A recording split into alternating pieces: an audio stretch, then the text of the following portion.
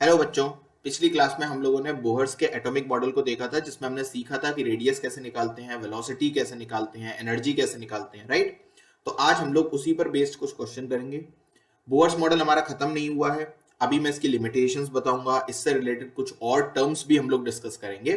तो वो हम लोग इन क्वेश्चन प्रैक्टिस के बाद करेंगे, यानी कि एक अगला सेशन भी आपका बोहर्स के एटॉमिक मॉडल पर ही रहेगा। फिर हम लोग शुरू करेंगे अपनी डी ब्रॉगली वेवलेंथ। तो चलिए क्वेश्चन करते हैं। सबसे पहला क्वेश्चन आपके सामने है जेई एडवांस 2019 का। बहुत ही सिंपल क्वेश्चन है। इसी के ये जो चारों पॉइंट हैं वो इंडिविजुअली आपके जेई मेन और नीट में पूछे जा चुके हैं। तो जेई एडवांस में कंपाइल करके आया था, जेई मेन और नीट में इंडिविजुअली ये सारे पॉइंट्स पूछे जा चुके हैं। तो चलिए हम लोग देख लेते हैं जल्दी से। सबसे पहले आपको बताना है कि रेडियस ऑफ nth ऑर्बिट किसके डायरेक्टली प्रोपोर्शनल या इनवर्सली प्रोपोर्शनल होती है। तो आपको पता है रेडियस क्या होती है, 0.529 N square upon Z, right. तो यहां से हमें साफ साफ दिख रहा है कि radius is directly proportional to N square, right. तो इसका मतलब पहले वाले ऑप्शन का होना चाहिए टी। क्या है? ऐसा नहीं है। आगे बढ़ते हैं। Angular momentum M V R is equal to N H upon 2 pi. सही है। M V R is equal to N H upon 2 pi. तो अगर मैं यहां से देखूं एंगुलर मोमेंटम किस पर डिपेंड कर रहा है, एंगुलर मोमेंटम आपका डायरेक्टली प्रोपोर्शनल है एल पे पावर 1 के। एल क्या है? ये एल है आपका एंगुलर मोमेंटम, राइट। तो इसका ऑप्शन होना चाहिए एस। तो सेकंड का होना चाहिए एस। क्या ऐसा है? नहीं है। थर्ड ऑप्शन देखते हैं। Kinetic energy of the electron in the nth orbit. Kinetic energy के बारे में आप जानते हैं, ये माइनस ऑफ टोटल एनर्जी होती है, which is equal to plus 13.6 Z square upon N square. तो अगर काइनेटिक एनर्जी के बारे में बात करूं तो इट इज दिस, राइट। तो ये ऑप्शन हो गया आपका फर्स्ट, यानी कि थर्ड का है आपका पी। क्या ये है? यस, ये है थर्ड का पी, यानी कि फर्स्ट ऑप्शन। फोर्थ भी देख लेते हैं लगे याद। पोटेंशियल एनर्जी की बात करें तो पोटेंशियल एनर्जी क्या था? Potential energy is directly proportional to, या potential energy is equal to -13.6 upon 2 z square upon N square, right. क्योंकि टोटल एनर्जी का हाफ होता है, ठीक है। तो यहां से भी अगर आप देखोगे तो potential energy is directly proportional to N पे पावर -2। अब इनवर्सली मत लिखना, ठीक है ना। Potential energy is directly proportional to N is to the power -2। तो सेकंड का भी क्या होना चाहिए था? फोर्थ। बट ऐसा नहीं है, तो आंसर हो जाएगा आपका कौन सा? फर्स्ट। सिंपल क्वेश्चन था। आगे बढ़ते हैं। Next, JEE Main 2021। इसमें क्या कह रहा है? अकॉर्डिंग टू बोहर थ्योरी क्या क्या बातें सही है आपको बताना है, ठीक है। तो यहां पर हम एक अच्छी चीज भी सीखेंगे। पहले आप देखिए, सबसे पहला पॉइंट देखूं, काइनेटिक एनर्जी। काइनेटिक एनर्जी क्या थी? 13.6 Z square upon N square. तो यानी कि यहां से पता चल रहा है कि काइनेटिक एनर्जी जो है वो डायरेक्टली प्रोपोर्शनल है जेड स्क्वायर के और इनवर्सली प्रोपोर्शनल है एन स्क्वायर के। तो ये तो सही लग रहा है, हाँ। अगली बात, product of velocity of electron and principal quantum number is directly proportional to Z square. तो वेलोसिटी क्या थी? अगर आपको याद हो 2.18 इंटू 10⁶ जेड अपॉन एन। तो यहां से अगर आप देखोगे v into N is directly proportional to Z है, ना कि जेड स्क्वायर है। तो सेकंड ऑप्शन गलत है। पहला सही है, दूसरा गलत है ना। आगे बढ़ते हैं। फ्रीक्वेंसी, हाँ ये हमने नहीं सीखी थी लेक्चर के दौरान, अब मैं आपको इसको बताता हूं जरा क्या होता है। देखो, फ्रीक्वेंसी ऑफ इलेक्ट्रॉन का मतलब क्या है? एक इलेक्ट्रॉन किसी भी सर्कुलर ऑर्बिट में कितनी तेजी से भाग रहा है, राइट। तो उसकी क्या स्पीड है किसी पर्टिकुलर सर्कुलर ऑर्बिट में, है ना। सर्कुलर ऑर्बिट का डिस्टेंस क्या है? वो है आपका 2πr, राइट। और उसमें वेलोसिटी क्या है? That will B it's frequency. अगर आप यूनिट से देखना चाहते हो तो वेलोसिटी की यूनिट होती है मीटर पर सेकेंड, और डिस्टेंस यानी कि सर्कमफरेंस लेंथ है ना, तो इसकी मीटर से मीटर कैंसिल, यूनिट आ जाएगी सेकेंड इनवर्स। यानी कि फॉर्मूला सही लग रहा है। तो अगर आप यहां से देखोगे तो frequency is directly proportional to v upon R है, और v आपको पता है directly proportional to z upon n होता है, और r is directly proportional to n square upon z होता है। तो यहां से फ्रीक्वेंसी क्या आ जाएगी? z square upon n cube. तो फ्रीक्वेंसी है z square upon n cube, लेकिन इन्होंने दे रखा है z cube upon n cube, तो इसलिए ये वाला ऑप्शन भी गलत है। अगली बात करते हैं कूलाम्बिक फोर्स की।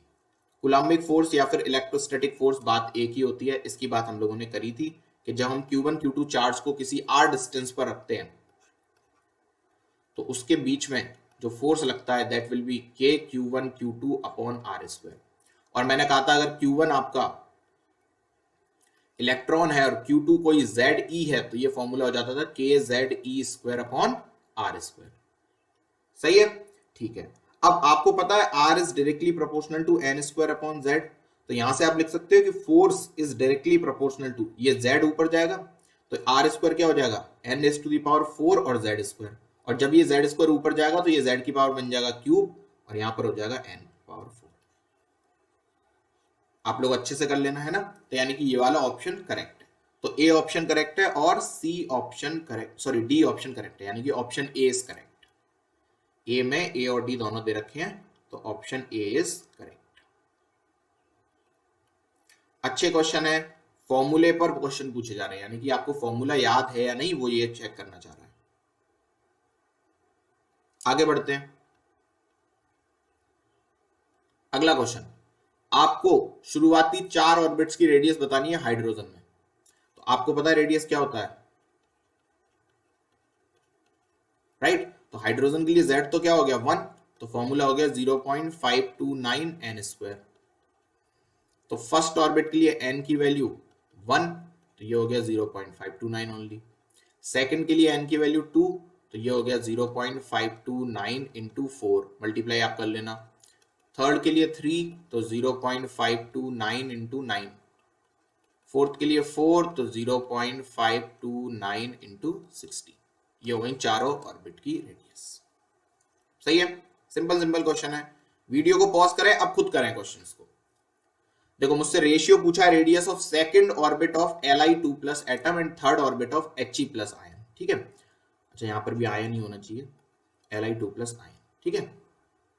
अब क्या होगा, तो सबसे पहले पहला लिखते हैं Li2 प्लस का, तो 0.529, कौन सी ऑर्बिट है सेकंड, तो n की वैल्यू 2 और Li के लिए z कितना होता है 3, और हीलियम प्लस की बात करूं तो 0.529, थर्ड ऑर्बिट बोला है यानी कि 3 का स्क्वायर अपॉन हीलियम का z कितना होता है 2, z मतलब एटॉमिक नंबर, तो 529 से 529 कैंसिल, ये कितना हो जाएगा r of lithium upon r of helium will be is equal to 8 upon 27। ये आंसर हो गया। अगला देखो, calculate the radius ratio of third and fifth orbit of helium. अब यहां पर क्या कह रहा है, हीलियम के ही थर्ड और फिफ्थ ऑर्बिट है, यानी कि z की वैल्यू फिक्स हो गई, z की वैल्यू 2 है ना। तो सिंपल सी बात है, radius is directly proportional to n square हो गया फिर इस केस में, तो है ना, क्योंकि z सेम है और 0.529 भी सेम है, तो r1 upon r2 is equal to 3 का स्क्वायर अपॉन 5 का स्क्वायर, तो ये हो गया 9 अपॉन 25। तो फिर से ये रेशियो आ गया, है ना।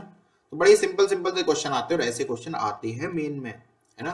तो बिल्कुल ये नहीं सोचना है कि पता नहीं क्या ये एकदम सिंपल चीजें चल रही हैं। ये देखो जेई 2020 कह रहा है the difference between radius of third and the fourth orbit of Li2 plus.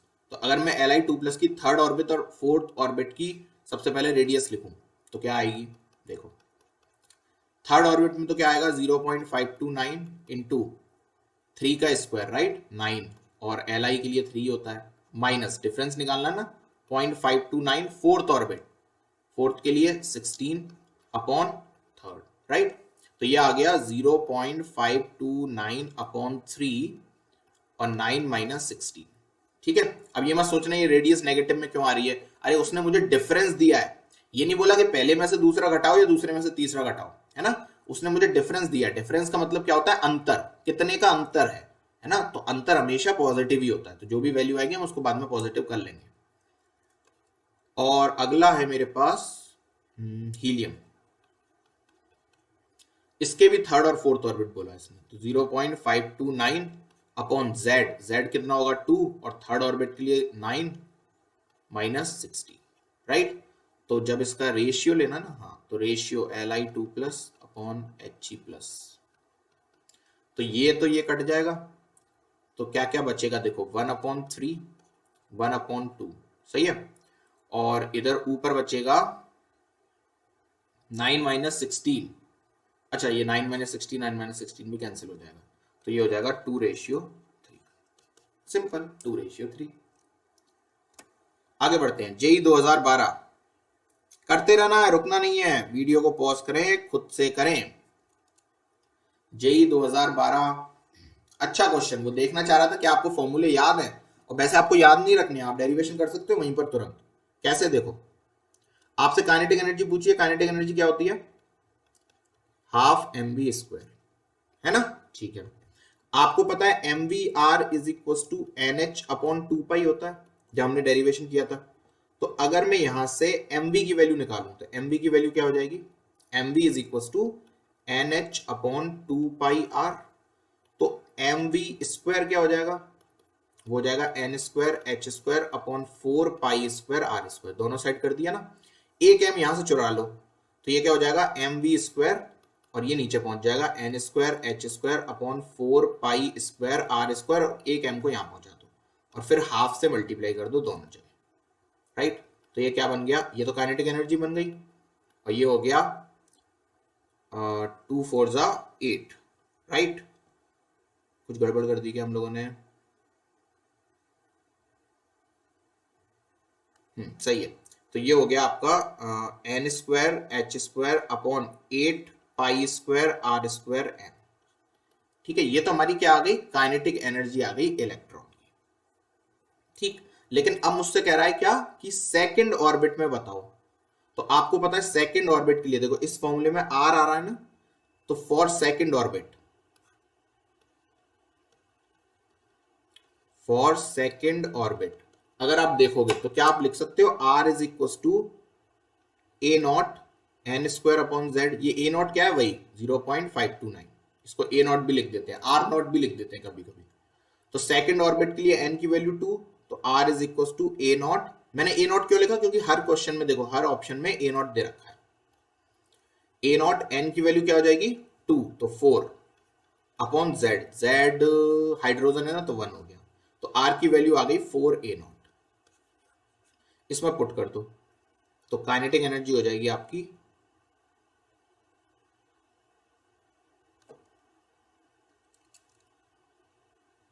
h² upon 32 पाई² a0² upon m।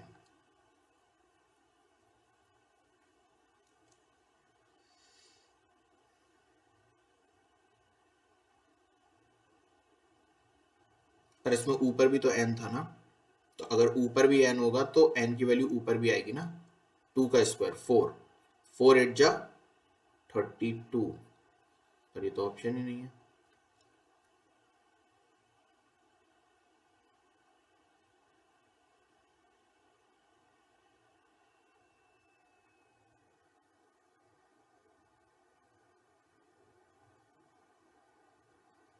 अच्छा यहाँ पे r का स्क्वायर था ना, ठीक है। तो देखो ये गलतियां हो जाती हैं, मैं चाहता तो इसको एडिटिंग में हटा भी सकता था, बट मैं हटा नहीं रहा हूं, ताकि आपको पता चले कि ये गलतियां हो जाती हैं अक्सर। देखो इसको, यहाँ पर r नहीं है, यहाँ पर r² है ना। तो r जब स्क्वायर करोगे तो ये हो जाएगा r² is equal to a0² और n पे पावर 4, ठीक है। तो अब यहाँ पर जैसे आप r² की जगह ये पुट करोगे तो n²h² अपॉन 8 पाई² a0² n पे पावर 4m, तो n² से ये कैंसिल हो जाएगा 2 टाइम्स, और n की वैल्यू यहां पर रख दो 2, तो ये हो जाएगा kinetic energy is equal to h² upon 32 pi m a0²। Option हो गया सी, ठीक। तो हमने क्या किया, हमने कुछ नहीं किया, सबसे पहले हमने काइनेटिक एनर्जी का फॉर्मूला निकाल लिया। अगर आपको डायरेक्टली याद है वेल एंड गुड, नहीं याद है तो आप ऐसे डिराइव कर सकते हो यहाँ से, mvr is equal to NH upon 2 pi से। यहीं से हम लोगों ने रेडियस का भी किया था, मैंने आपको रेडियस का डेरिवेशन कराया था, ठीक। और फिर उसके बाद आपने वहां से काइनेटिक एनर्जी की वैल्यू निकाली, लेकिन आपने जब ऑप्शन देखे तो उसमें a0 के टर्म्स में थे, तो फिर आपने क्या किया, रेडियस की वैल्यू a0 के टर्म्स में पुट कर दी, जहां पर n की वैल्यू 2 थी, n² से n² कैंसिल हो गया, नीचे बचा n², और फिर उसका आपने वैल्यू रख दिया 2, और आपका आंसर आ गया h² upon 32 pi m a0², ठीक है। चलिए आगे बढ़ते हैं, 2006 का क्वेश्चन, अच्छा क्वेश्चन। ठीक, तो इसको करने से पहले आप बस एक चीज याद रखिएगा, आपको सी ऑप्शन इसका समझ नहीं आएगा तो उसके लिए आप डोंट वरी रहे, ए बी डी निकाल लें, बस केवल ए बी और डी निकाल लें। अभी सी समझ नहीं आएगा, बस मैं आपको लिखवा दूंगा, थोड़े दिनों बाद यानी कि 3-4 क्लासेस बाद आपको सी भी समझ में आ जाएगा। तो सबसे पहले हम बात करते हैं वी एन अपॉन के एन की। वी एन उसने ऊपर दे रखा है, क्या है, पोटेंशियल एनर्जी, के एन क्या है, काइनेटिक एनर्जी। सबसे पहले तो खुद सॉल्व करें, वीडियो को पॉज करें, खुद सॉल्व करें। वी एन क्या होता है, पोटेंशियल एनर्जी होती है आपकी minus K Z E square upon R, और काइनेटिक एनर्जी क्या होती है, के Z E square upon 2r। सही है। तो अगर पोटेंशियल एनर्जी ये है और काइनेटिक एनर्जी ये है, तो सिंपल सा लॉजिक है, वी एन अपॉन के एन क्या हो जाएगा, -2। तो ए वाले का होना चाहिए आर। दूसरा देखो, radius of nth orbit is directly proportional to E N पे पावर x। ई एन क्या है, टोटल एनर्जी। अच्छा, तो टोटल एनर्जी होता क्या है, minus Z E square upon के जेड स्क्वायर ना, minus K Z E square upon 2r, है ना। तो यहां से अगर आप देखोगे तो क्या आएगा, E N is directly proportional to R पे पावर -1। तो यहां से हो गया आपका बी का सेकेंड, है ना। और थर्ड देखते हैं, एंगुलर मोमेंटम। अच्छा, एंगुलर मोमेंटम तो अभी पढ़ाया नहीं है ना, अभी देखेंगे इसको। डी ऑप्शन देख लेते हैं पहले, रेडियस की बात कर लेते हैं। रेडियस क्या होता है, a naught N square upon z. तो अगर यहां से आप 1 अपॉन आर निकालोगे तो 1 upon R is directly proportional to Z, right, क्योंकि अगर आर इधर आएगा तो जेड इधर पहुंच जाएगा। तो क्या बन जाएगा, Z is equal to A naught N square upon R. तो 1 upon R is directly proportional to Z पे पावर 1। तो वाई की वैल्यू आ गई 1, तो डी का हो गया एस। ठीक है। तो अगर आपको तीसरा ऑप्शन नहीं भी आता था तो आप कॉमन सेंस से लगा सकते थे कि वो क्या होगा, 0 होगा। लेकिन मैं आपको बता देता हूं, बाद में हम लोग पढ़ेंगे इसको। ये हमारा फोर्थ ऑप्शन था ना। थर्ड ऑप्शन देख लो, एंगुलर मोमेंटम का फॉर्मूला होता है एक। ये एंगुलर मोमेंटम वो वाला नहीं है जो आप सोच रहे हो, ये दूसरा है, इसकी हम बात करेंगे। ये फॉर्मूला होता है, अगर किसी को पता हो तो अच्छी बात है, नहीं पता तो छोड़ देना, बिल्कुल भी कोई टेंशन नहीं लेनी है। और एस ऑर्बिटल के लिए लोवेस्ट ऑर्बिटल एस होता है, फॉर एस ऑर्बिटल।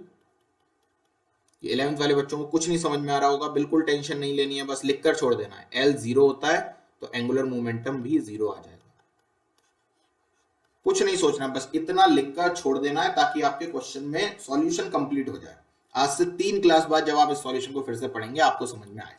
ठीक, ये मेरा प्रॉमिस है। बाकी जो ड्रॉपर बच्चे हैं उनको ये समझ में आ रहा होगा। आगे बढ़ते हैं, अगला क्वेश्चन करिए।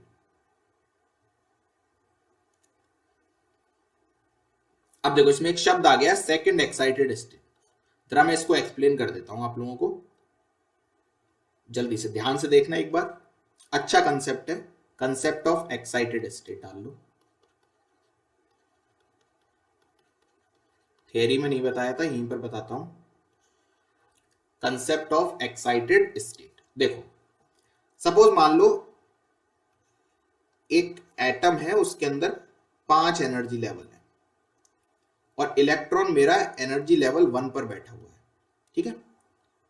तो जिस एनर्जी लेवल में इलेक्ट्रॉन मजे से बैठा हुआ है, यानी कि उसकी नॉर्मल कॉन्फ़िगरेशन जो है, उसमें अगर इलेक्ट्रॉन बैठा हुआ है तो इसको बोलते हैं ग्राउंड स्टेट, है ना। लोग हमसे भी कहते हैं ना, थोड़ा जमीन पे रहना चाहिए, ज्यादा उड़ना नहीं चाहिए। तो जमीन पे इंसान कौन रहता है, जिसके अंदर ज्यादा एटीट्यूड नहीं होता। और एटीट्यूड किसके अंदर होता है, जिसमें ज्यादा एनर्जी आ जाती है ना, फिर वो उछलता कूदता जाता है। तो इलेक्ट्रॉन के पास एनर्जी तो है नहीं, तो वो मस्त अपनी जिस स्टेबल स्टेट में होना चाहिए वहीं पर है। और हमने ये वाली बात सीखी भी थी कि न्यूक्लियस के जितना पास होता है उतना ज्यादा स्टेबल होता है। तो अगर n = 1 में है तो न्यूक्लियस के ज्यादा पास है, तो सबसे ज्यादा स्टेबल भी है और ग्राउंड स्टेट में भी है। और जब इंसान जमीन पर होता है तो वो ज्यादा स्टेबल होता है, राइट। हवा में उड़ने लगता है तो कभी भी कोई भी उसको लेकर चला जाता है, सही है। अच्छा, लेकिन इसको किसी ने एनर्जी दी और ये कूद कर पहुंच गया अगली वाली शेल में। ठीक, तो ये जो अगली वाली शेल है इस इलेक्ट्रॉन के लिए, ये कहलाएगी फर्स्ट एक्साइटेड स्टेट। इसको नोट्स में ऐड कर लेना अच्छे से, बहुत इंपॉर्टेंट कंसेप्ट है ये। अगर मान लो ये एक शेल छोड़कर, यानी कि n इज इक्वल टू 2 से n इज इक्वल टू यहां से 1 से लेकर सीधे 3 में चला जाता, तो इसको बोलते हैं second excited state. Second excited state, है ना। अब जैसे किसी ने मेरे से क्वेश्चन पूछा कि एक इलेक्ट्रॉन अपने n इज इक्वल टू 2 में बैठा हुआ है, जो उसके लिए ग्राउंड स्टेट है। ठीक है, n इज इक्वल टू 2 में बैठा है, जो उसके लिए ग्राउंड स्टेट है। अच्छा, अब वो अपनी थर्ड एक्साइटेड स्टेट में चला गया, तो बताओ वो कौन सी शेल में है। तो आप कहोगे थर्ड का मतलब है पहली होती उसकी n इज इक्वल टू 3, दूसरी होती है n इज इक्वल टू 4, और तीसरी बोला है तो n इज इक्वल टू 5, यानी कि अब वो 5 में है। क्लियर, बस इतना ही था कंसेप्ट ऑफ एक्साइटेड स्टेट। चलिए अब क्वेश्चन को करिए। अब वीडियो को पॉज करें और क्वेश्चन को करने की कोशिश करें। तो सबसे पहले तो Li2+ की बात कर लो। Li2+ में क्या है, 3 इलेक्ट्रॉन होते, 2,1 इलेक्ट्रॉनिक कॉन्फ़िगरेशन होना चाहिए था। ठीक है, 2 इलेक्ट्रॉन चले गए, यानी कि एक ही इलेक्ट्रॉन बचा। वो कहां होगा, फर्स्ट शेल में होगा, n इज इक्वल टू 1 में। वो कह रहा है आप उसकी एनर्जी बताओ जब वो सेकंड एक्साइटेड स्टेट में पहुंच गया। सेकंड एक्साइटेड स्टेट का मतलब क्या है, n इज इक्वल टू 3 में पहुंच गया वो, तो उसकी एनर्जी पूछिए, बस हो गया सॉल्व। अब क्या है, एनर्जी क्या होती है, -13.6 Z²। Z क्या है लिथियम के लिए, 3 अपॉन n²। अरे वाह, 3 का स्क्वायर कैंसिल, -13.6 इलेक्ट्रॉन वोल्ट पर एटम। ठीक, टिंग टिंग टिंग, हो गया सॉल्व। आगे बढ़ते हैं। अच्छा क्वेश्चन, वीडियो को पॉज करें, क्वेश्चन को सॉल्व करें, तभी आगे बढ़ें। वीडियो को पॉज करें, क्वेश्चन को सॉल्व करें, तभी आगे बढ़ें। क्वेश्चन कह रहा है पोटेंशियल एनर्जी दे रखी है इलेक्ट्रॉन की, कितनी, -6.8 इलेक्ट्रॉन वोल्ट हाइड्रोजन एटम में। तो काइनेटिक एनर्जी बतानी है, तो ये तो सिंपल था, है ना।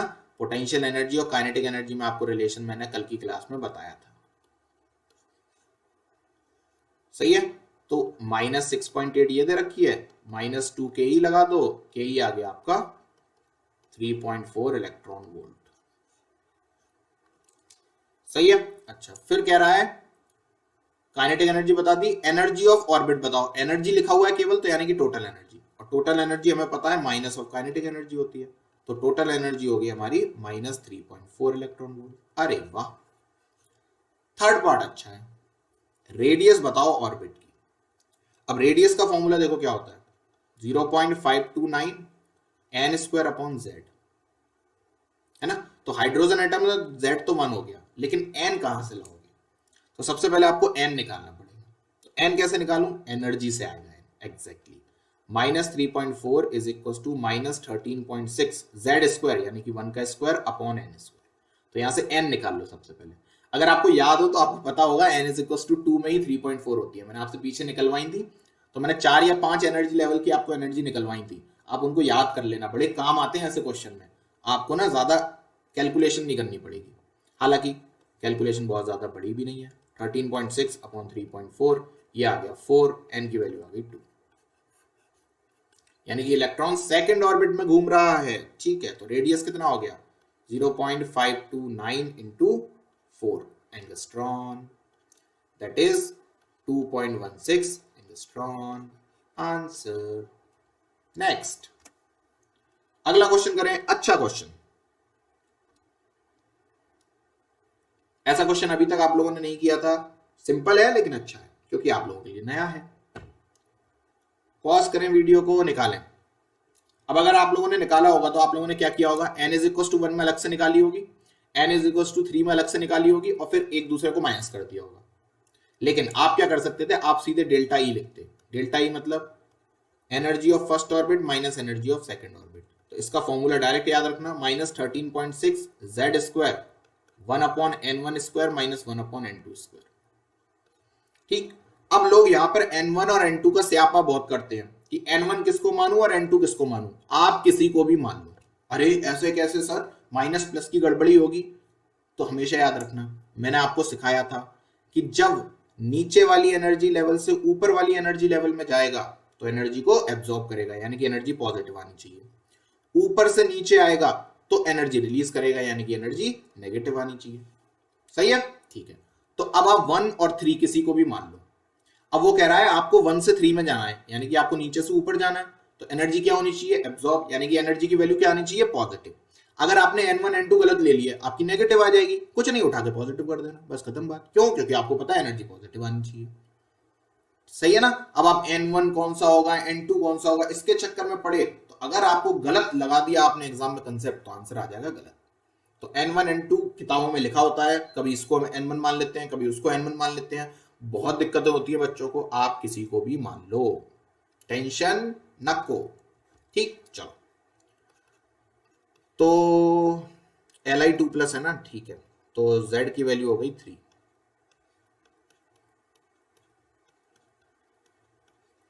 ये हो गया, इसको सॉल्व कर लो। जब आप इसको सॉल्व करोगे आंसर आएगा 108.8 इलेक्ट्रॉन वोल्ट। अब देखो, जो मैंने माना है ना, तो यहां से ये वाली वैल्यू छोटी आएगी, ये वाली वैल्यू बड़ी आएगी, तो ये है बड़ी, ये है छोटी, तो एनर्जी मेरे हिसाब से तो क्या आ रही है, नेगेटिव, लेकिन मैं आंसर लिख रहा हूं पॉजिटिव। क्यों? क्योंकि मैं समझदार हूं। ठीक है, N1 किसी को भी मान लो, N2 किसी को भी मान लो, तो ये नेगेटिव नहीं आएगी, बिकॉज एब्जॉर्ब हो रही है, सो पॉजिटिव।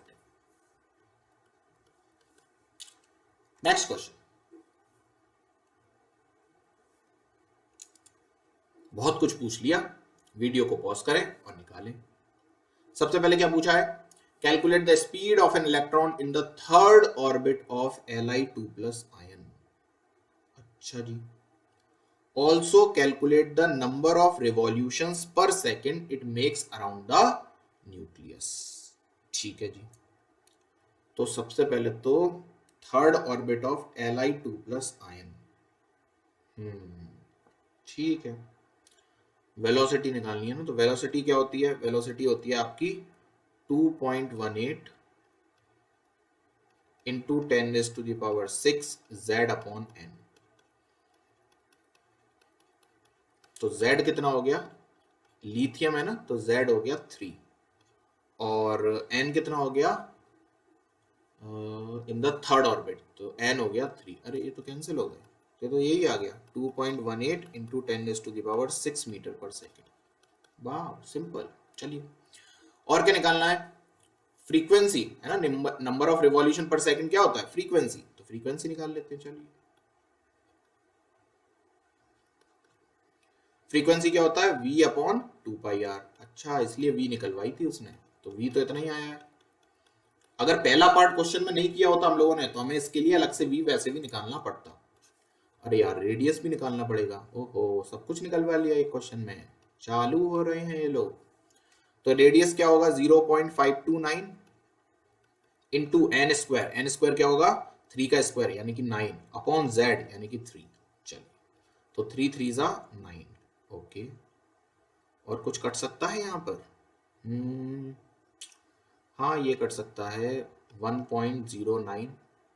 ठीक है, और कुछ हो सकता है क्या, और तो कुछ होता हुआ नहीं नजर आ रहा मेरे हिसाब से। ये वाली 0.529 और 1.09 ये एक दूसरे के डबल हैं, थोड़ा देखें। 1.04, हाँ हाँ, लगभग लगभग डबल है, तो ये लगभग लगभग डबल कर दो, है ना, थोड़ा सा अप्रोक्सीमेशन चला रहे हैं, और ये हो जाएगा नीचे अगर आप देखोगे तो 2/3 और 3 3 9, 2/9.3 इंटू 10⁶। तो इसको मैं लिख सकता हूँ 20/9.3 इंटू 10⁵। क्या अभी तक हम लोगों ने सब कुछ सही किया है, कुछ गड़बड़ तो नहीं हुई है? नहीं, कोई गड़बड़ नहीं है। अच्छा हाँ, एक गड़बड़ हो गई ना। ये जो वैल्यू हम लोगों ने निकाली थी, ये मीटर पर सेकंड में थी, और जो हमने रेडियस लगाया था फॉर्मूला, उसमें एंगस्ट्रॉन होता है, तो 10⁻⁻10 भी आएगा साथ में, क्योंकि मीटर में चेंज करना पड़ेगा। तो ये जब ऊपर जाएगा तो ये हो जाएगा 10⁻+10। सही है, ठीक है, अब सही है। 9 से 20 कितने बार जाएगा, 2 टाइम्स लगभग, ठीक है, और फिर 2.1 कुछ आएगा इंटू 10⁻15 रिवॉल्यूशन पर सेकेंड। तो इस तरीके से आप अप्रोक्सीमेशन लगाकर सॉल्व कर सकते हो। चलिए आगे अगला क्वेश्चन करिए, सेकंड लास्ट क्वेश्चन आज की क्लास का। जल्दी से सॉल्व करें सब लोग वीडियो को पॉज करके। क्या कह रहा है क्वेश्चन, देखते हैं। ये भी जेई का आया हुआ क्वेश्चन है। Radius of two different orbit in a hydrogen like sample is 4r and 16r respectively. Then find out the ratio of the frequency of revolution. हो फ्रीक्वेंसी का रेशियो पूछा है, ठीक है। तो हमें पता है पहली की फ्रीक्वेंसी अपॉन दूसरे की फ्रीक्वेंसी, अभी सीखा था क्या होता है, n1 cube upon z square, n2 cube upon z2 square. लेकिन सैंपल सेम है हाइड्रोजन लाइक, तो z सेम हो गया 1 और 1। तो इसका मतलब ये हो गया n1 cube upon n2 cube, ये मुझे निकालना है। सही है, क्या मैं सही कर रहा हूं? नहीं, मैं गलत कर रहा हूं। फ्रीक्वेंसी अभी हम लोगों ने निकाली थी ना, z स्क्वायर ऊपर था शायद, एक बार चेक कर लेते हैं क्योंकि फॉर्मूले मुझे भी नहीं याद हैं। मैं डिराइव कर लेता हूं तुरंत, क्योंकि यहां हमारे पास हैं तो हम डिराइव नहीं करेंगे। हाँ, z क्यूब था, z cube upon n raise to the power, नहीं z square upon n raise to the power cube. ठीक है जी, इसको ठीक कर लीजिए।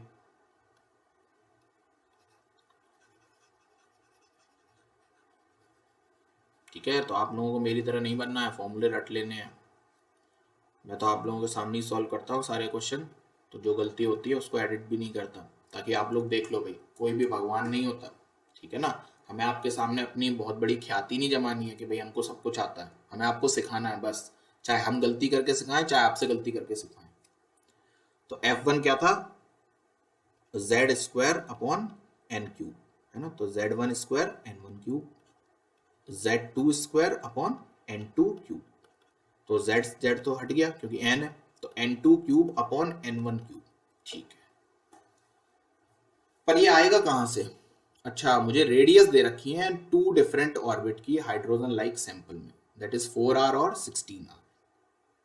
ठीक है, तो रेडियस का फॉर्मूला क्या होता है, 0.529 n1 स्क्वायर अपॉन z तो 1 हो गया, इसकी वैल्यू दे रखी है 4r, और दूसरे की रेडियस है 0.529 n2 square is equal to ये 16r, तो ये तो कैंसिल हो गए। तो n1 अपॉन n2 हो गया तुम्हारा 4r अपॉन 16r, r से r कैंसिल, तो n1 अपॉन n2 हो गया आपका 2 अपॉन 8, यानी कि 1 अपॉन 4। क्या मैंने सही किया? नहीं, 2 अपॉन 4 यानी कि 1 अपॉन 2। तो ये तो हो गया n1 अपॉन n2, तो n2 अपॉन n1 क्या हो जाएगा सर, 2 अपॉन 1। तो n2 cube upon n1 cube क्या हो जाएगा, 2 अपॉन 1 का होल क्यूब, यानी कि 8:1। ये हो गया आपका आंसर 8:1। आगे बढ़ते हैं, अगला क्वेश्चन आज की क्लास का लास्ट क्वेश्चन, जेई 1981 करिए। सेकंड और थर्ड बोर ऑर्बिट में आपको हाइड्रोजन एटम की एनर्जी बताइए उसमें, फिर आपसे पूछा है वेवलेंथ बता दो मेरे को। तो आपको ये तो पता है कि डेल्टा ई क्या होगा, E3 माइनस E2 या E2 minus E3 what ever, right. ठीक है, तो आपको दे रखा है energy of electron in the second orbit और इतना respectively calculate the wavelength of the emitted radiation. देख लीजिए, wavelength of the emitted radiation when the electron drops from the third to second। तो जब थर्ड से सेकंड में आएगा तो एनर्जी कैसी आएगी, नेगेटिव, है ना, क्योंकि जब ऊपर से नीचे आता है तो एनर्जी कैसी आती है, नेगेटिव। तो अब कायदे में यहां पर डिफरेंस जो आएगा दोनों का वो क्या आना चाहिए, नेगेटिव, है ना। लेकिन अब ध्यान से सुनना, आपको क्या निकलवाया है, लैम्डा। लैम्डा क्या होती है, लेंथ। लेंथ कभी भी नेगेटिव नहीं हो सकती, तो यहां कॉमन सेंस लगाएंगे, आप नेगेटिव निकालें कोई दिक्कत नहीं है, लेकिन जब आप लैम्डा निकालेंगे E is equal to HC upon lambda करके, तो जहां वहां पर जो E की वैल्यू रखेंगे वो क्या रखेंगे, पॉजिटिव। क्यों? क्योंकि lambda can never be negative because it's a length. ठीक है, तो ये सब कॉमन सेंस आपको खुद सोचने पड़ेंगे। लेकिन एनर्जी क्या आएगी? एनर्जी डेफिनेटली नेगेटिव आएगी। क्यों? क्योंकि जब थर्ड से सेकंड में आएगा तो एनर्जी रिलीज करेगा। ठीक है ना? चलिए, तो सबसे पहले तो ये निकाल लेते हैं। तो ये तो हो जाएगा एच सी अपॉन लैम्डा, ये हमें निकालना है लैम्डा, और E3 हमको दे रखा है, तो लिख लो।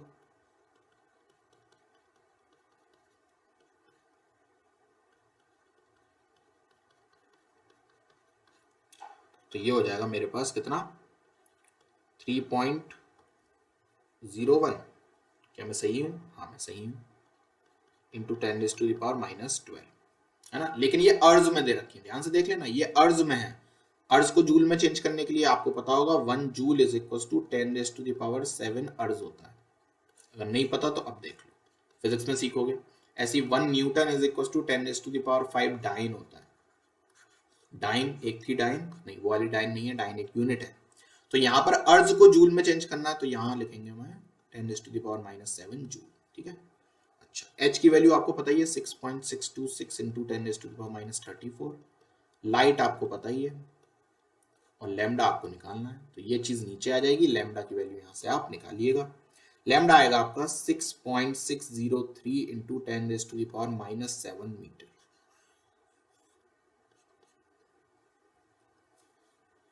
तो ये हो जाएगा आपका आंसर। ठीक है, तो इतने क्वेश्चंस हम लोगों ने कर लिए, अभी और बचे हैं, अभी टेंशन ना लीजिएगा। ठीक है, तो ये हमारे एक टाइप के क्वेश्चन हो गए जो हम लोगों ने अभी तक पढ़ा था उस पर बेस्ड। अब मैं आपको कुछ टर्म्स बता रहा हूं जो बोर्स ऑर्बिट में जरूरी पड़ती हैं हम लोगों के लिए, और हम लोगों को उन टर्म्स के मतलब नहीं पता होते तो हम लोगों के क्वेश्चन छूट जाते हैं। ठीक है, तो आप लोग उन टर्म्स को थोड़ा अच्छे से लिख लीजिएगा ताकि आप लोगों को बाद में आसानी होगी। तो 2-3 टर्म मैं ऑफिशियली लिखवा देता हूं एकदम अच्छे से। चलो देखो,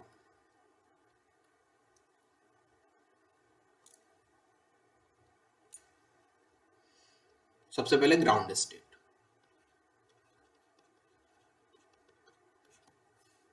ग्राउंड स्टेट क्या होता है? Lowest energy state of any atom. किसी भी एटम की लोवेस्ट एनर्जी स्टेट, एटम या आयन कुछ भी। ठीक है, अच्छी बात है। जैसे अगर मैं आपसे पूछूं lowest ground state energy, ground state energy of hydrogen atom, hydrogen atom की आप ग्राउंड स्टेट एनर्जी बताओ, आप कहोगे सर -13.6। क्यों? अरे जो फर्स्ट ऑर्बिट की एनर्जी होती है वही है। कैसे निकाला सर? वही energy is equal to -13.6 Z² upon n², है ना। मैंने आपसे कहा ground state energy of He plus ion बताइए, तो अब ये कितना हो जाएगा? फिर से -13.6 इंटू, अब Z की वैल्यू 2 हो जाएगी, लेकिन n की वैल्यू बनी रहेगी क्योंकि फर्स्ट ऑर्बिट में ही है, तो ये हो जाएगा -54.4 इलेक्ट्रॉन वोल्ट, है ना।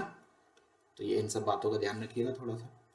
एक्साइटेड स्टेट के बारे में हम कर ही चुके हैं, तो एक्साइटेड स्टेट डालकर लिख लो, state of atom other than the ground state, state of atom other than the ground state. तो अगर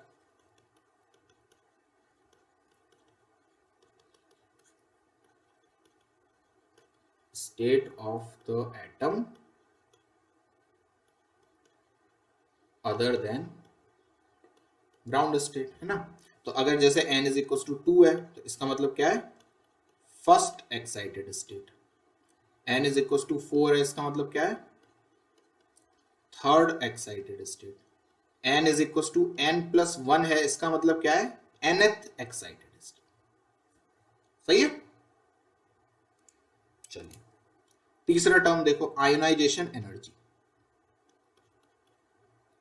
आयोनाइजेशन एनर्जी,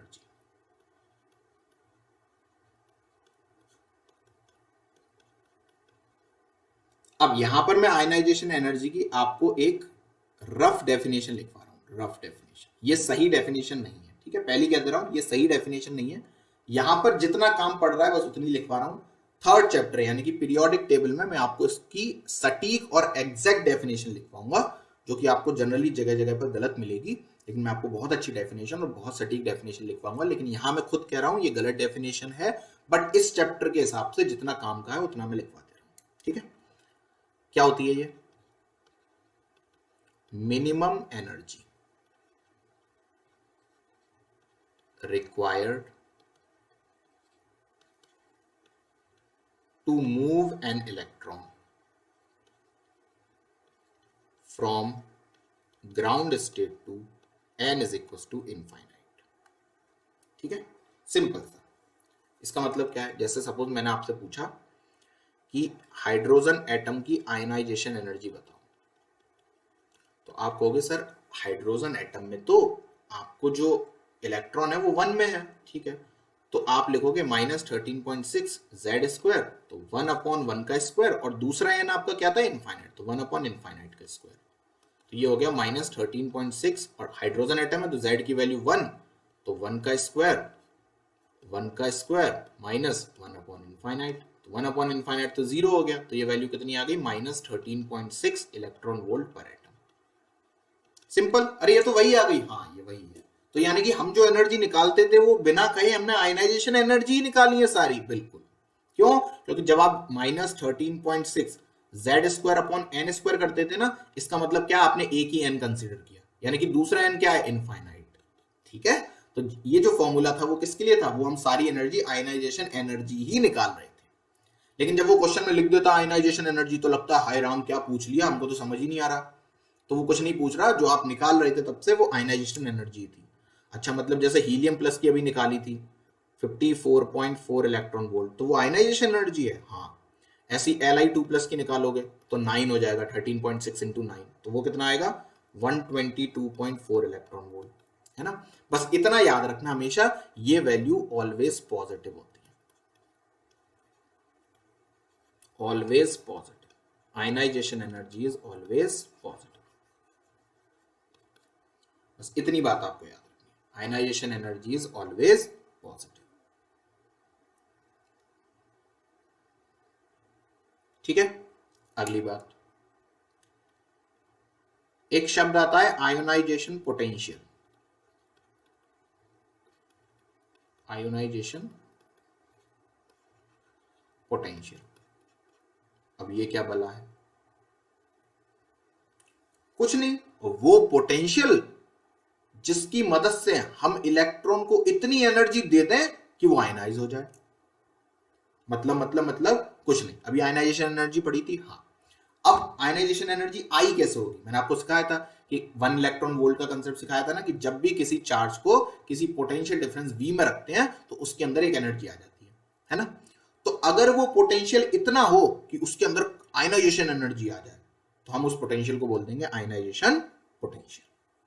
अरे वाह, तो ठीक है, लिख लेते हैं इस बात को। तो potential difference through which a free electron must be accelerated from rest such that its kinetic energy becomes equal to ionization energy of the atom। सही है। तो अगर मैं आपसे पूछूं ionisation potential of hydrogen atom कितना होगा, आपने कहा सर इसकी एनर्जी थी -13.6 इलेक्ट्रॉन वोल्ट, तो पोटेंशियल हो गया -13.6 volt, sorry +13.6 volt, right.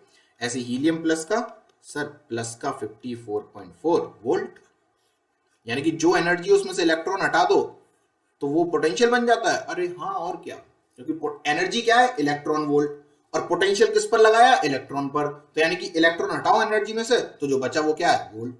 Simple. तो जो एनर्जी थी वही क्या है, उसी में इलेक्ट्रॉन वोल्ट हटाकर वोल्ट लगा दो, वही हो गया आयनाइजेशन पोटेंशियल। तो इसका मतलब जब हमसे आयनाइजेशन पोटेंशियल पूछा जाएगा तो हमको कुछ नहीं करना, आयनाइजेशन एनर्जी ही निकाल देनी है। ठीक, बस यूनिट चेंज कर देंगे, इलेक्ट्रॉन वोल्ट की जगह वोल्ट लिख देंगे। क्लियर है? ठीक है। आगे बात करते हैं।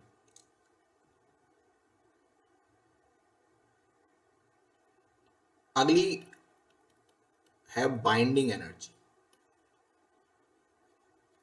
बाइंडिंग एनर्जी और सेपरेशन एनर्जी भी बोलते हैं। अच्छा, एक और होता है, मैं आपको ऐसी ओरली बता दे रहा हूं, फर्जी है वो भी।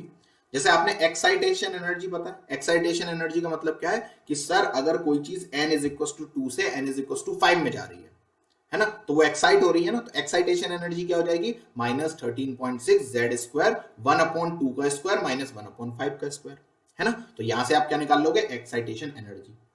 अब कोई पूछे एक्साइटेशन पोटेंशियल, तो कह देना अरे भाई वो पोटेंशियल जिसकी मदद से उसको इतनी एनर्जी मिल जाए ताकि वो 2 से 5 में चला जाए। निकालोगे कैसे, कुछ नहीं, एक्साइटेशन एनर्जी निकालेंगे, वैल्यू वही रहेगी, यूनिट हमारी इलेक्ट्रॉन वोल्ट से वोल्ट हो जाएगी, सिंपल। तो दो टर्म और सिखा दिया मैंने आपको, क्या, एक्साइटेशन एनर्जी और एक्साइटेशन पोटेंशियल। तो कंफ्यूज मत होना बिल्कुल भी, सही है ना। ठीक है, ठीक है। तो बाइंडिंग एनर्जी और सेपरेशन एनर्जी देख लेते हैं। ये क्या है, energy required to move an electron from any state to n is equals to infinite। ठीक, अब ध्यान से देखना, बाइंडिंग एनर्जी और आयनाइजेशन एनर्जी को देखो। आयनाइजेशन एनर्जी में मैंने साफ साफ लिखा है जब ग्राउंड स्टेट से n is equal to infinite में जाए तो वो क्या है, आयनाइजेशन एनर्जी। लेकिन अगर वो किसी भी स्टेट से अपनी n is equal to infinite में चली जाए तो उसको बोलेंगे बाइंडिंग एनर्जी। इसका मतलब क्या है, देखो समझो। मान लो एक हाइड्रोजन एटम है, वो n इज इक्वल टू 1 में वो इसकी ग्राउंड स्टेट है, ठीक। अब मान लो ये इनफाइनाइट स्टेट है, तो मैं यहां से यहां ले गया इसको, तो ये हो गई आयनाइजेशन एनर्जी। लेकिन मैंने आपसे कहा आपका इलेक्ट्रॉन एक्साइट होकर n इज इक्वल टू 2 में पहुंच गया था, और फिर मैं इसको 2 से लेकर गया इनफाइनाइट में, तो अब कौन सी एनर्जी है, तो ये है बाइंडिंग एनर्जी। तो ये क्या है, बाइंडिंग एनर्जी। तो अब क्वेश्चन कैसे पूछेगा, वो आपको सपोज क्या देगा कि 2 से मैंने इनफाइनाइट तक ले जाने में ऐसे क्या बोलेगा कि एक इलेक्ट्रॉन था, वो n इज इक्वल टू 2 में बैठा था, उसकी बाइंडिंग एनर्जी आई, सपोज मैं कुछ भी एक रैंडम फिगर ले रहा हूं, let suppose -10 electron volt, sorry +10 electron volt, है ना, क्योंकि ये हमेशा प्लस की होगी, क्योंकि ये भी तो एक टाइप की क्या है, बाहर निकालने की एनर्जी है ना इलेक्ट्रॉन को, तो एनर्जी लेगा वो, जब इलेक्ट्रॉन बाहर जाएगा तो एनर्जी लेगा, तो प्लस आएगी। तो मान लो बाइंडिंग एनर्जी उसने दे दी मुझे 10 इलेक्ट्रॉन वोल्ट, है ना, जब n इज इक्वल टू 2 में बैठा था, और आपसे कहेगा आयनाइजेशन एनर्जी बताओ। तो आपको तो पता थी कि आयनाइजेशन एनर्जी तो 1 से इनफाइनाइट के लिए थी, लेकिन मुझे यहां पर 2 से इनफाइनाइट के लिए दे रखी है, तो मैं क्या करता हूं, एक काम करता हूं, मैं 1 से 2 की निकाल लेता हूं, मैं 1 से 2 की डेल्टा ई निकाल लेता हूं, और इसमें उसको ऐड कर दूंगा, वही मेरा आंसर हो जाएगा। क्लियर हो गई बात। तो आपको क्या करना है, अगर आपको बाइंडिंग एनर्जी शब्द नहीं पता था या सेपरेशन एनर्जी शब्द नहीं पता था तो ये क्वेश्चन आपके लिए टफ था, लेकिन अब यही क्वेश्चन आपके लिए इजी हो गया। सपोज वो कहते हैं कि 3 से लेकर इनफाइनाइट तक की बाइंडिंग एनर्जी मैंने आपको दे दी, ठीक है, और मुझे आयनाइजेशन एनर्जी बताओ, तो आप क्या कहोगे, ये रही 1 से 3 की मैं निकाल लेता हूं, उनको ऐड कर दूंगा बाइंडिंग एनर्जी में, जो आंसर आएगा वो क्या हो जाएगा, मेरा आयनाइजेशन एनर्जी, है ना। हाँ, तो इसका मतलब आयोनाइजेशन एनर्जी, जैसे अगर मैं आपसे बोलूं binding energy of ground state, तो इसको मैं आयनाइजेशन एनर्जी बोल सकता हूं, क्योंकि किसी भी स्टेट से अगर जा रहा है तो वो क्या है, बाइंडिंग एनर्जी, लेकिन ग्राउंड स्टेट से जा रहा है तो आयनाइजेशन एनर्जी। तो इसका मतलब अगर ग्राउंड स्टेट से जाएगा तो उस बाइंडिंग एनर्जी का ही स्पेशल नाम क्या है, आयनाइजेशन एनर्जी। सही है। तो मुझे होप है कि आप लोगों को ये सारे टर्म्स जो हैं वो समझ में आ गए होंगे, है ना। कभी कभी और कंफ्यूज करता है, देखो और कैसे करेगा, ये सब टर्म्स हैं जो कंफ्यूज करने के लिए काम में आते हैं, है कुछ नहीं इनमें, तो बस ये टर्म्स क्लियर होने चाहिए आपके दिमाग में ताकि वो कंफ्यूज ना कर पाए। जैसे सपोज वो आपसे कहेगा, या फिर ऐसे समझो, जैसे सपोज मैंने आपसे कहा एक्साइटेशन पोटेंशियल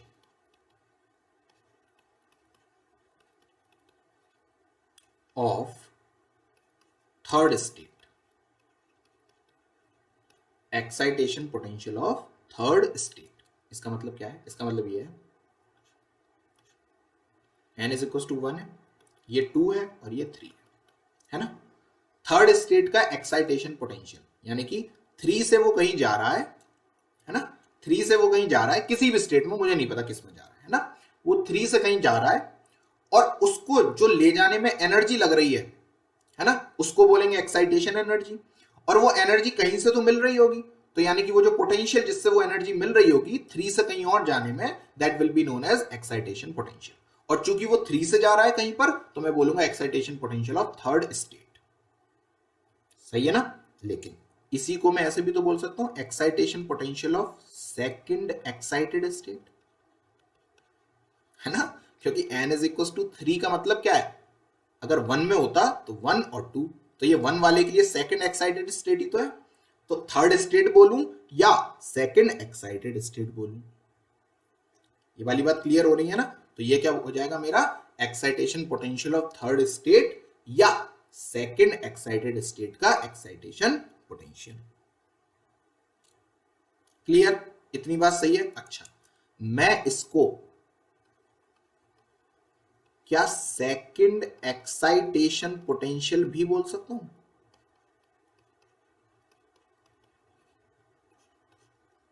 क्या मैं इसको सेकंड एक्साइटेशन पोटेंशियल भी बोल सकता हूं? ये आपके लिए क्वेश्चन है।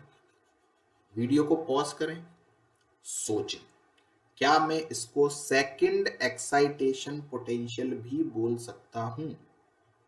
तो आप कहोगे सर देखो, पहला एक्साइटेशन पोटेंशियल क्या होता?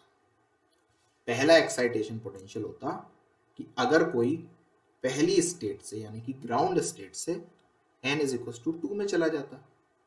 बिल्कुल सही बात है। तो ये मेरा क्या होता, पहला एक्साइटेशन पोटेंशियल कह सकते हो, ठीक है। अच्छा, अगर n इज इक्वल टू 2 के लिए देखूं मैं, तो 2 के लिए 3 वाला क्या हो जाता, मतलब अगर मान लो मेरा इलेक्ट्रॉन 2 में बैठा हुआ है और वो 2 से जा रहा है किसमें, 3 में, तो अब मैं क्या बोलूंगा, सर ये 2 वाले के लिए n इज इक्वल टू 2 वाले के लिए तो फर्स्ट एक्साइटेशन पोटेंशियल है, लेकिन n इज इक्वल टू 1 वाले के लिए ये सेकंड एक्साइटेशन पोटेंशियल है। क्लियर है, ठीक है। अब मैं आपसे तीसरी चीज पूछ रहा हूं, अगर मैं आपसे कहूं कि पहला एक्साइटेशन पोटेंशियल 1 से 3 का था, पहला एक्साइटेशन पोटेंशियल 1 से 3 का था, तो 3 से जो ऊपर वाला होगा उसको मैं सेकंड एक्साइटेशन पोटेंशियल बोल सकूंगा? आप कहोगे बिल्कुल सर आप बोल सकोगे। तो यानी कि ये जो सेकंड एक्साइटेशन पोटेंशियल है ये डिपेंड करेगा आपका फर्स्ट कौन था। सही बात है। तो मैं इसको जनरली तो नहीं लिख सकता, लेकिन हाँ किसी केस में अगर ऐसी इंफॉर्मेशन दे रखी होगी जो मैंने आपसे पूछी, तो उस केस में मैं ऐसा डिक्लेयर कर दूंगा कि yes it is a second excitation potential also.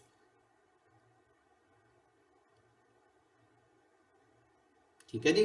तो ये सारे टर्म्स बहुत कीमती थे, इनको याद रखिएगा। कल हम इन पर बेस्ड कुछ क्वेश्चंस करेंगे और कल ही हम लोग अपनी डी ब्रॉगली वेवलेंथ को शुरू कर देंगे और उसके क्वेश्चंस भी कर लेंगे। ठीक है, चलिए आज के लिए इतना ही। टाटा, सी यू, बाय बाय।